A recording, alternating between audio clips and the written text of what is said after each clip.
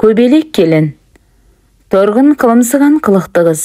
Сонау қыз күнінен талай жігітті жылатып, талай жігіттің арманы болған. Әркез жұрттың назарында жүретін қыз. Байдың ерке шолжаң қызы болды. Әдегенен айтқаны бола қоятын. Мектеп оқушысы болса да түнгі клубтарды жағалап, таң атқанша шықпайтын. Әкесі мен анасы қашан көрсең іс сапарда жүретін. Әбден жалғыздыққа үйренген қыз, содан болар мінезі қатал. Ана мынау нәрсеге жаны жіби қоймайды. Өйтіп-бүйтіп мектепті де бітірді. Жігіт атаулыға бір бүйірін беріп тұрады. Қыдырудан алдына жан салмайды. Әке мен ананың махаббатына бөленбей өскен.